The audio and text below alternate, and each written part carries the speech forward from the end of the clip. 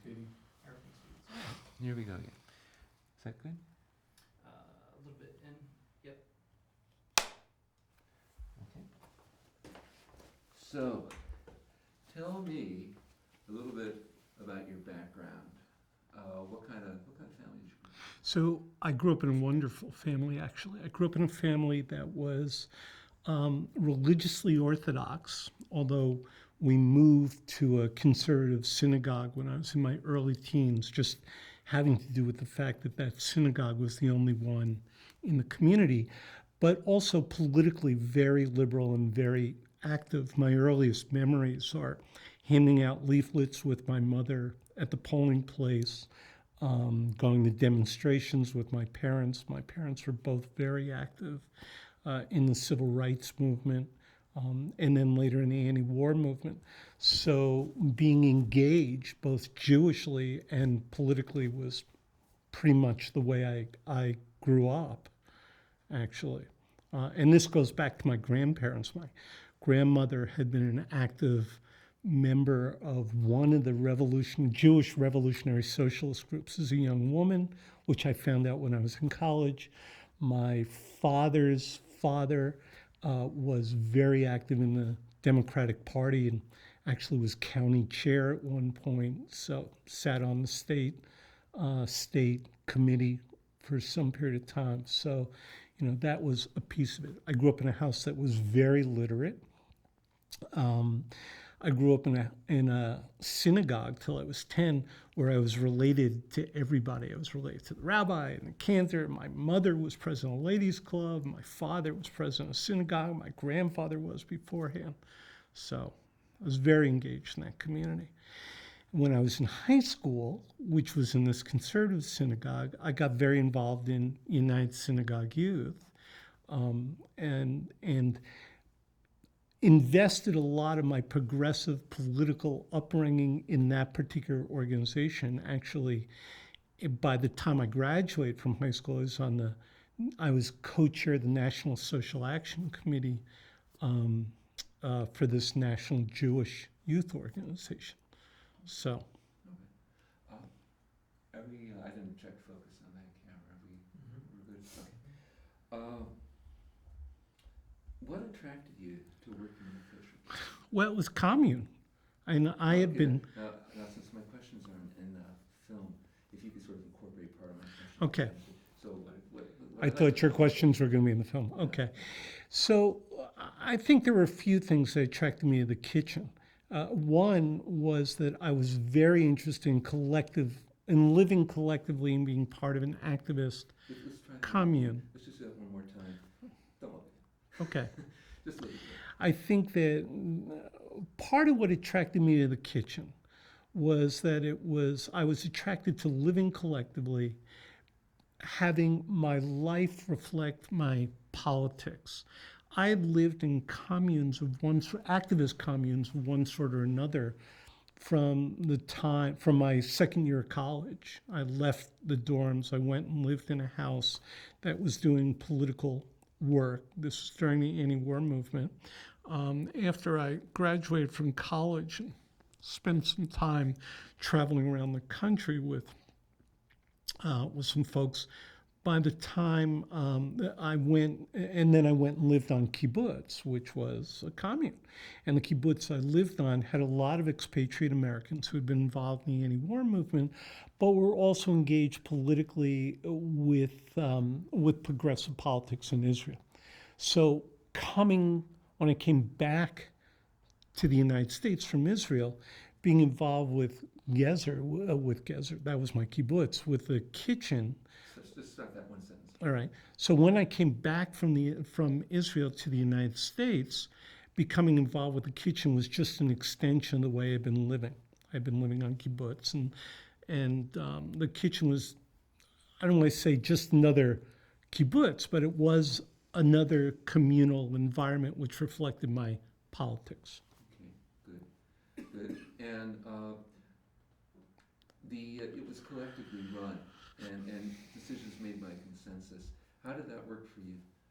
That's the way I knew to make decisions. What was Well, the idea of, thank you, Tom. making decisions by consensus was the way I had become used to making decisions in these communal or collective groups that I was part of. Part of the reason I left the kibbutz I was on, actually, was because there was a group that took on the role of being the leadership, and their rules were the ones to be followed as opposed to making decisions collectively. And so being part of the kitchen was refreshing to me. It was a return to that idea that you make decisions collectively in consensus. Okay. Well, what part, now, story needs conflict. Conflict's like the Right. medium through which story can travel. Right. So what were the problems you had being in the kosher kitchen? What were the rough spots for you? Well, I don't know that I would put the term problems on them. I don't know that I would use the term problems to describe issues at the kitchen. I think I'd use the term issues. And in any group, there are a series of issues that people have to wrestle with. The one that I think I'm best known for was my objection to using Coke products at the kitchen. That's because I thought Coke represented American cultural imperialism, right? Whether or not that was true, I don't know in reality, but it was.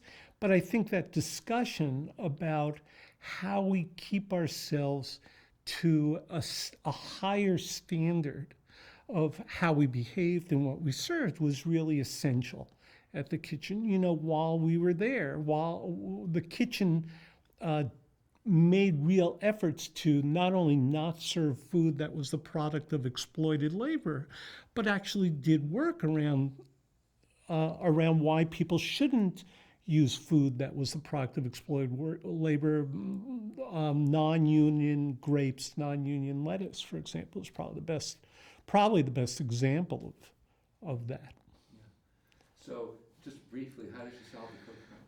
So we had many discussions about them, and I think it became an internal joke that the Coke problem was, in fact, a problem, although I think people saw it.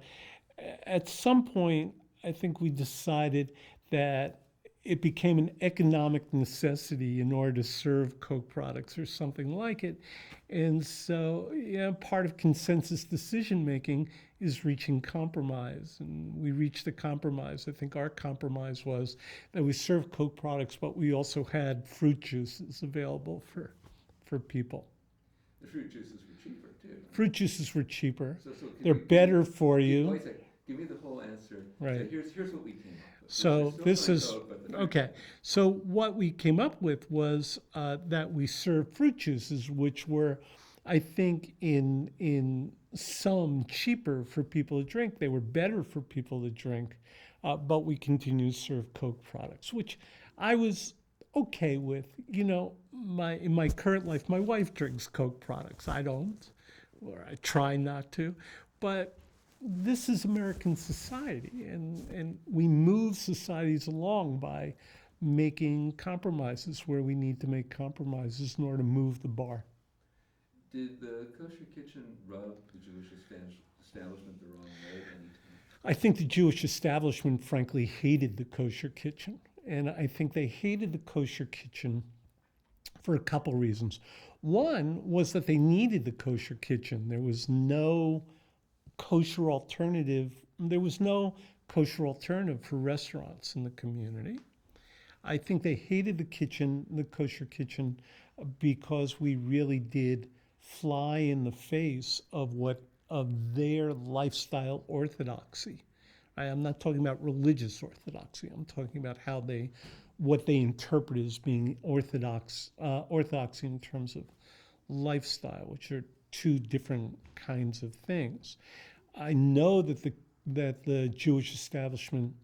The second reason is I think the Jewish establishment hated us because, in fact, we represented political approaches which they didn't necessarily align with. We were very engaged with the whole peace movement in Israel and thought that this continued militarism on the part of the Israeli government, which goes on till today, toward its Arab neighbors and citizens, Palestinian neighbors and citizens, was exactly the wrong path to be heading down.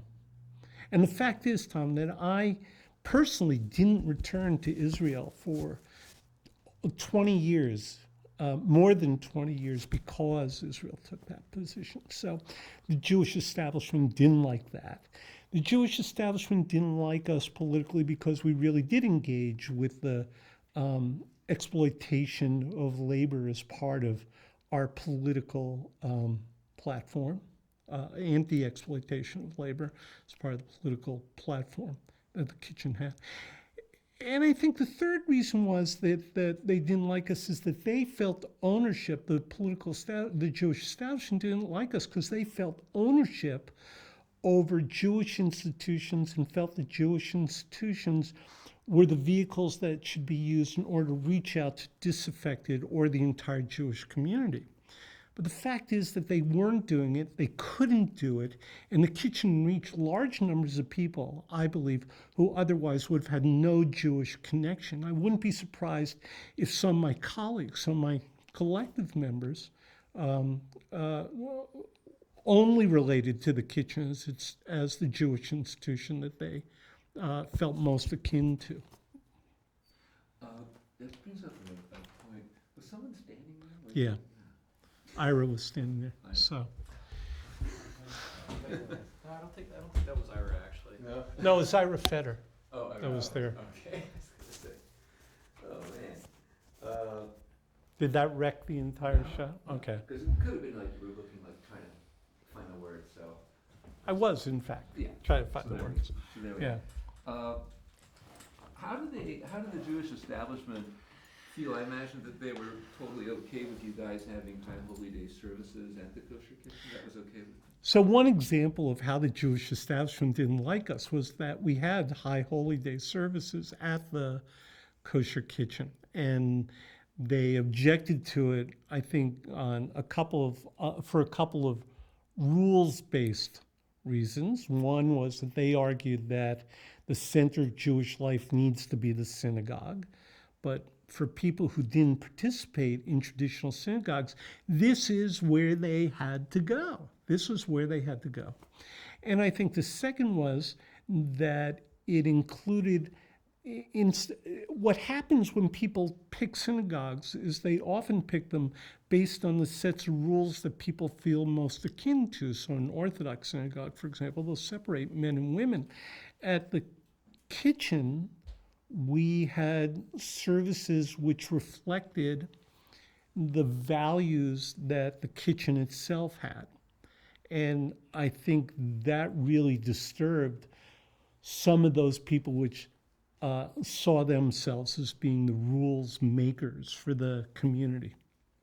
One thing that some people who are not Jewish are going to see this movie, like, well, I'm hearing people say kosher kitchen, kashrut.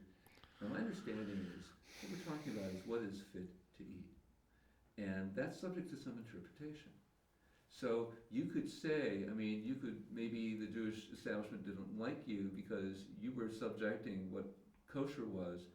You had, in some sense, a more stricter interpretation in terms of like United Farm Workers. Right. Is that something that you could talk about?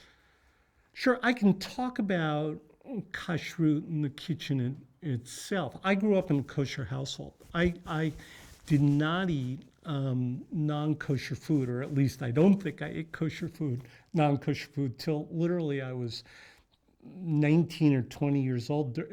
Actually, as a result of my first arrest during a demonstration, the only thing I had to eat when they kept me in jail for a day was bologna sandwiches on white bread. But the fact is that when the kitchen applied kashrut, we were true to both what was most commonly accepted as kashrut. We had a mashkiach, Mr. Teitelbaum, who was essentially approved and hired by the kitchen as a result of the council and rabbis to oversee our kashrut, and he became a very important member of that community. So we were following their rules, and then we applied this even stricter rule of not eating food that was the result of exploited labor, which, quite frankly, really appealed to me. It meant that what we were, kashrut isn't just about what you eat. It's about the spirit that you imbue that whole fundamental act with. If we eat food which is polluted by exploitation, we're not being true to that spirit of kashrut. Uh, what was the kitchen like? I mean, I'm trying to get a picture in my head. Was it underground? Was it a basement? How big was it? How many tables were there? So the kitchen had two facilities in its history. One was its original site, which I believe had been kind of a soda fountain. It was underground in something in Hampshire Towers, which is a large old housing rental complex where Colesville Road, New Hampshire Avenue intersect in Silver Spring. And both facilities that the kitchen used were both in the basement of Hampshire Tower. We all suffered from, seasonal affective light disorder, but all the time. And the original kitchen room was the smaller room on one side of a hall. And I think there were probably 8, 9, 10 tables in there. And we did everything in that room. We cooked in that room. We washed dishes in that room.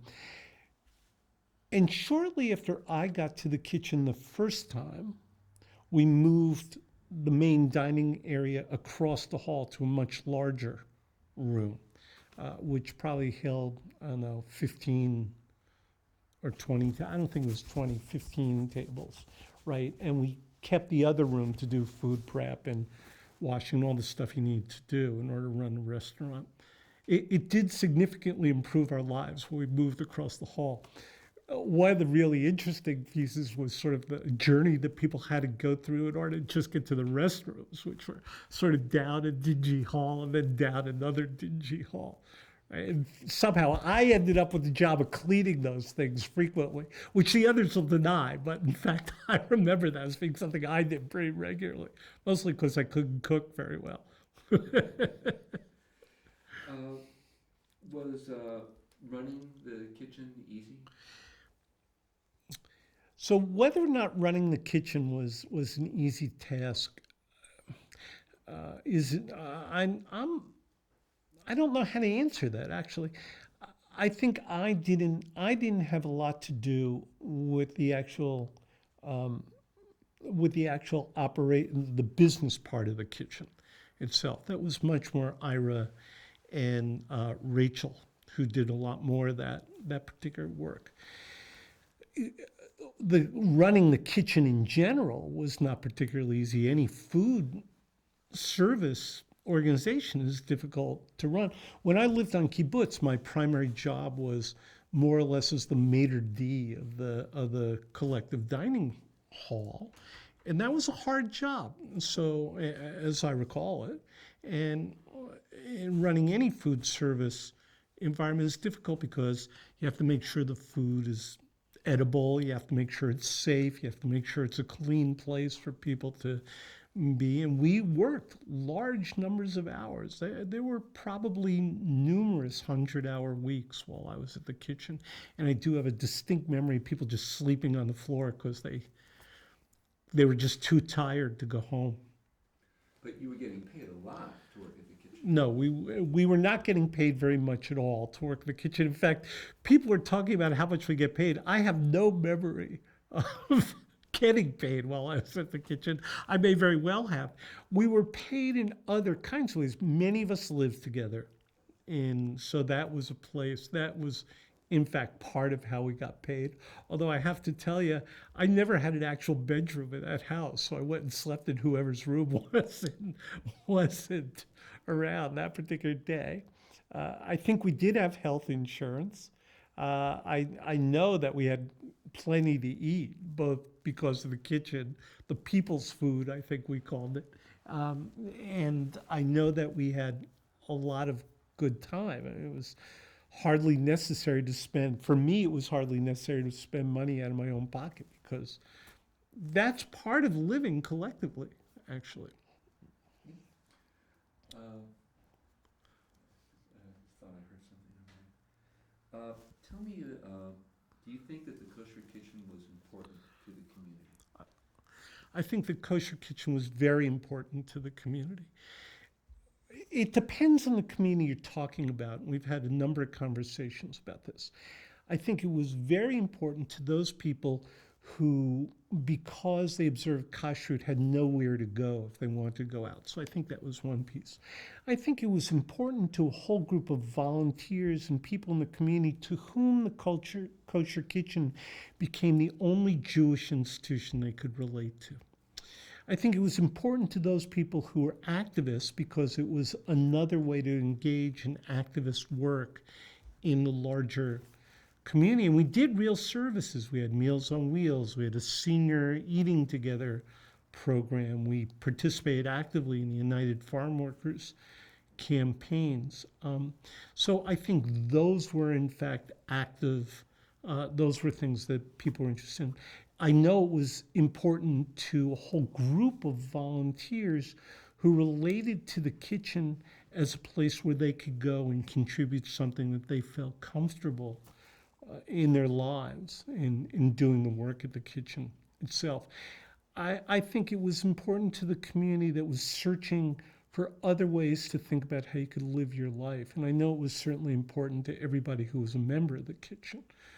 Last night when we were having a discussion among ourselves, I told people that I still refer to the kitchen as my collective. It's something that I still relate to in that way. What impact did it have on you? I mean, once you were no longer with the Kosher Kitchen, how would you describe that, the impact that you experienced? So I went from the Kosher Kitchen I went through a number of things. Shortly after I was at the Kosher, I left the Kosher Kitchen part because I had a sibling who was quite ill, who subsequently died. And the kitchen, the people at the kitchen during that period of time became very important friends. They were the group that gave me solace and support. And shortly after that, I went to social work school. And so there was kind of this period of my life there where things were taken up with both as shocking and low a moment as I had in my younger life, and some of the highest highs I had in my life. Having said that, the kitchen itself continued to be the place where my closest friends were for many years afterwards. And in fact, the kitchen was a member of something called Strong Force, which was a technical assistance organization, support organization for like collective organizations. And I actually did my social work internship at Strong Force. I was doing housing organizing, helping create low-income tenant cooperatives. And so I then went back to having interaction with people at the kitchen on a fairly daily basis as a result of that. Did you think that for you, the experience at the Kosher Kitchen was a positive one? I think my experience at the Kosher Kitchen was one of the most important positive experiences of that part of my life, of my 20s. There were lots. I mean, I can't say that my 20s were a great time to be alive. Actually, I've had a generally very good life, but that was an experience which I think about pretty frequently. Did it have an impact on your sense of identity, having to work at the Kosher Kitchen? As to my sense of identity, I think that I got to the kitchen identifying with the principles that the kitchen was promulgating to begin with. I think the kitchen validated those feelings. And I think that the kitchen allowed me to use that both internally and externally as an example of how those values could be put into practice. I don't think that my identity changed as a result of the time I spent at the kitchen. But would it be safe to say that your experience there affirmed views that you had going, that you felt like you could continue down that road? I think that my experience at the kitchen deeply affirmed the views I brought to the kitchen. In some ways, I think that among those of us who were at the kitchen, I may have been, I don't know if I was the most politically engaged, but I certainly was among those who saw the kitchen within a particular set of very positive political values. And I think the kitchen affirmed much of that. Eventually, the Kosher Kitchen did close its doors. Right. Do you think that its closing its doors made the whole enterprise a failure? I don't think that the kitchen closing was in any way a failure. I don't think the longevity of that kind of experience is necessarily a failure. Restaurants have very short lifespans. And in fact, for the most part, most of them don't get through a year. Most small businesses don't get through a year. The fact that the kitchen survived for 5 years is a pretty extraordinary thing in terms of longevity. I think the most important thing about the kitchen is that it really did mark a time, it marked an experience of people using these very positive, what I think are very positive values to make an enterprise actually operate, and made dozens, maybe hundreds of people much more conscious of other ways that they could live and be effective in their lives. Actually, in some ways, I was kind of surprised the kitchen lasted as long as it did.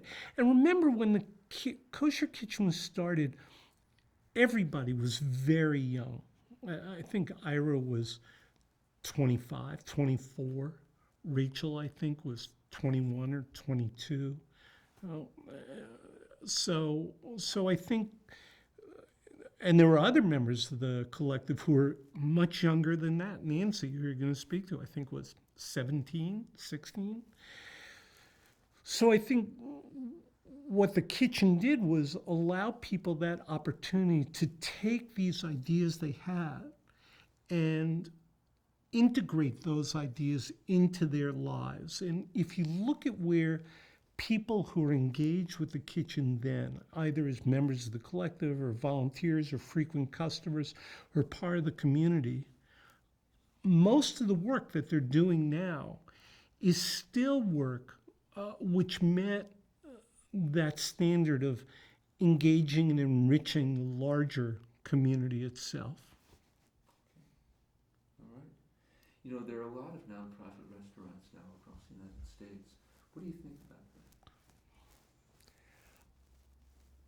that? I think the question of nonprofit I'm not sure that the question of a nonprofit restaurant existing now is as important as the question of what values those particular organizations institute or are engaged with are. So there are nonprofit restaurants which represent religious approaches to life, for example, that I would in no way endorse.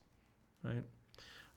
There are nonprofit restaurants which are run by folks who are homeless, for example.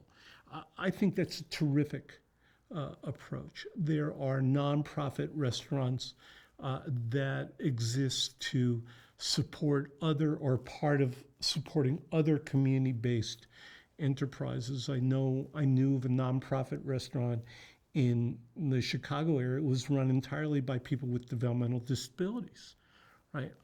think that's a great thing. It's also important to remember that the kitchen was not nonprofit, it was anti-profit.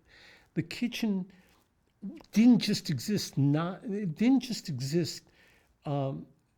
a nonprofit is a technical term. Nonprofit represents that nobody's getting rich from it. Nobody owns a stake.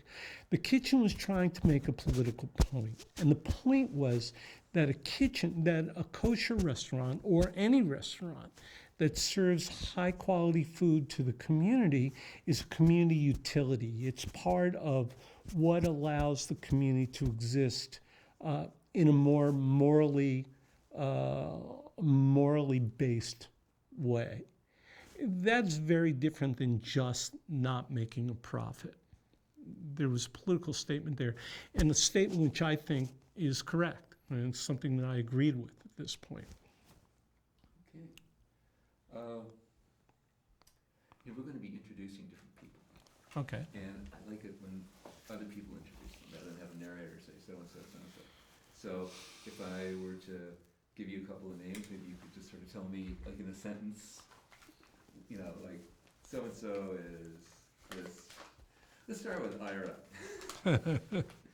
Tell me about Ira. Ira Carroll. So I've known Ira since I was 15 years old through United